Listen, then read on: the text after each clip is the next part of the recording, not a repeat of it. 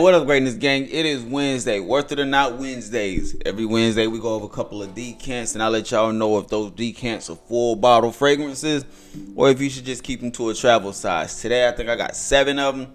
About to run into it. I got a couple of designers, a couple of niche. Let's talk about it. Yeah, I am back. What it do, baby? Worth it or not Wednesday, 7 decants. First one is going to be from Max Aroma. Let's just talk about one of y'all's favorite niche. All right, the first fragrance we're going to talk about is going to be Amouage Imitation Man. And like I said, this one is one that I got from Max Aroma. Now, this is a beautiful fragrance, man. This is nice. This is extremely nice. Now, I will say this. It's a very unique fragrance.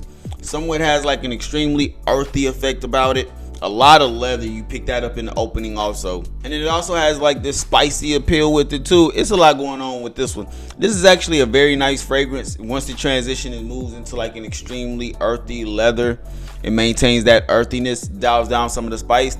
This is actually a great fragrance. My only issue with this one is I can't see myself wearing this every day. This is much more so going to be like a situational style fragrance, and for the most part it's really going to be like dressed up. I can see this late night, date night type of vibes, but I really can't see this fragrance during the day, maybe evening time, but I can't see this in the networking. I can literally only see this fragrance for date nights. Now that's for me being somebody a little bit younger. If you're an older gentleman, this one might be one that you can rock with, again, because it's not really giving anything youthful about it, and it has a lot of maturity in it. Thanks to that rose accord that you get in there, it does have a little bit of elegance to it. So I think that this was going to be more so for my older fellas, my older men out there. But for my younger guys, I can't really see this one. Again, I just think it's going to be too earthy, especially in that opening to where you're not really going to make it to the mid or dry down to where you can fully enjoy it. So not a bad fragrance. It's best to sample this one.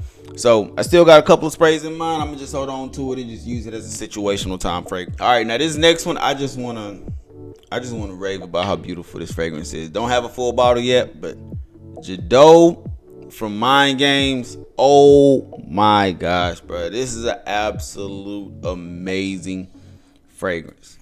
Ooh, yeah, beautiful, man. I love the fruits in the opening. The fruits, it's extremely clean in this one. And it comes off like red berries. It definitely comes off like a red fruit. Now this one also has a beautiful rose in it. And you mainly get that rose once it starts to transition, making its way to a lot of a leather dry down. This is nice. Now this is one of those fragrances that you do pick up. Because one of the things I like about this one is that it still maintains that fruit opening. I want to say it's red berries, pomegranate, something like that. But it maintains the fruity opening that it has. Transitions with a little bit of rose and then a nice leather, somewhat patchouli type of dry down. This fragrance is extremely beautiful. Now, price tag on this is absolutely insane. It's gonna be like $400 for 100 ml in the stores. You can't find it online on Facebook groups for less. I've seen it going for $235 brand new out the box. So you can't find it for less. But this is one of those that you got to get your nose on. At least get your nose on this one. Now, even though this one has a high price tag, I can still see this one being like signature scent. You can probably wear this one year round if we keep it at a buck. Because it has a nice body to it. And the smell is something that's going to be pleasant throughout warm situations as well as cold situations. Now, I wouldn't say summer day. Like if it's 100 degrees, you might want to reach for something else. But if it's around like that, low 90s, anything lower than that, yeah, I think you'll be straight to go with this one. So this one is a full bottle fragrance. Damn, that's just $400 over, man. You just gotta look around, bro. You gotta look around. But Jadot from Mind Games is an absolute beautiful fragrance. Now this next fragrance I got from a discovery set, and this is gonna be from Mary Cat, and this is Passion. Now this is a beautiful fragrance also. Think of if Herba Pura and Baccarat had a baby. That's literally what this one's gonna be smelling like. The thing is, it doesn't have that saffron spice, but for somehow, whether it's the rose mixing together with the fruits, whatever the case may be, is gonna get you that DNA. Now, this is definitely gonna be a Tribeca clone from Bond Number 9. But in my personal opinion, if you haven't smelled Tribeca, all you need to do is think about if Herba Pura and Baccarat had a baby. Now, the one thing I will say about this fragrance is this. That same sharpness that I get in Herba Pura that just makes the fragrance extremely cloying. You do get a little bit of that in this. And I don't know what that could possibly be. I don't know what. Maybe it's the quality. I don't know. But there's a certain sharpness that you get, and I really only get that from like Herbal Pure. That's the only fragrance that I've ever picked that up in. This kind of maintains a little bit of that, but this is still a pleasant fragrance. I would rock this one. This is one that I do see myself getting a bottle of. But to me, as long as you like a fruity fragrance in the opening, a little bit of florals in the transition, and a nice like vanilla, sort of a gourmand type of dry down, because it does get extremely sweet. This fragrance even has some hazelnut in it, so it gets like a witty, sweet, vanilla type of dry down. This fragrance is extremely pleasant. And with them taking both of those DNAs, it's taking an extremely mass appealing DNA. Whether you're a man or a woman, this fragrance right here would lean perfectly unisex. So yeah, this is one that I would definitely be picking up a bottle of. Just gonna go ahead and make sure I use the decant first. Definitely a full bottle fragrance. Got to get your nose on this one if you haven't already. The Discovery set, you can get all 5 of their fragrances, 3 mLs, and I think it's like $30. It's well worth it. All right, now y'all are gonna hate me for this one, but let's talk about this one, man. Let's talk about Ultramall. Now this one I picked up from fragman.com. I actually got their Discovery set. They had the JPG Discovery set. I just bought that, and I'm not saying anything is bad about this fragrance at all. This is actually a very pleasant fragrance. I'm not taking anything from it at all. My only thing is this: in 2025, is this one necessary with all the variations, clones, inspirations, twists that we have? This fragrance still going around like what, $80-$90? With that same price, you can really go for a couple of variations. Whether you want the Afnan 9 p.m. Lattafa also has Ram Silver, I think it is. That's another variation.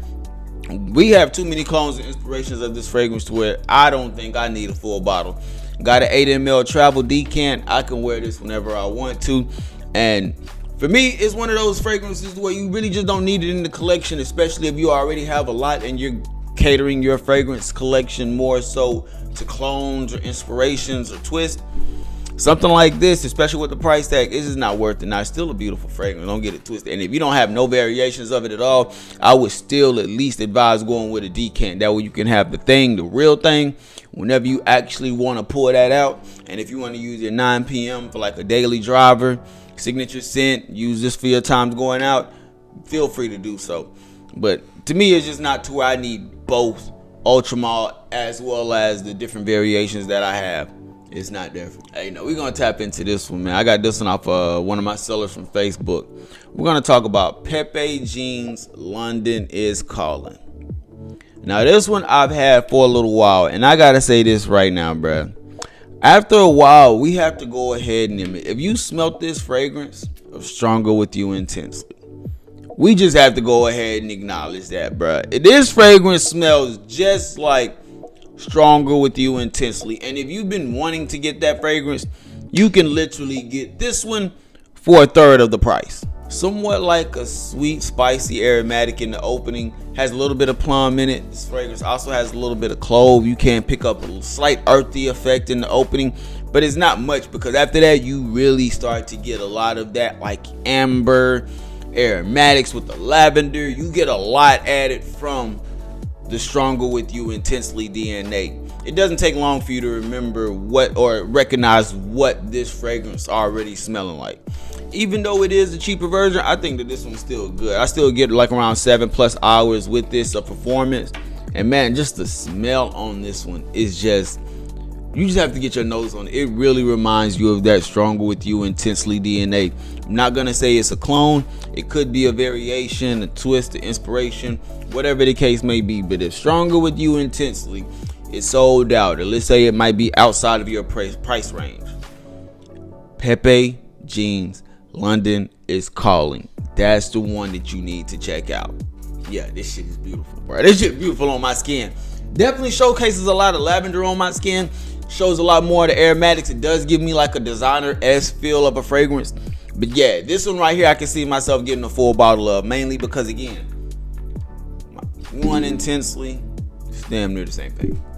All right, let's talk about it, man. We got some Maison Margiela. We got a replica fragrance. Y'all remember I picked this up from the rack stores. Let's talk about Music Festival. Now, Music Festival is a very Interesting fragrance. I'm gonna let you know right now, it's not full bottle, at least not in my opinion, because this fragrance definitely gives me like, if you're from Texas, you would think that Austin smelled like this fragrance.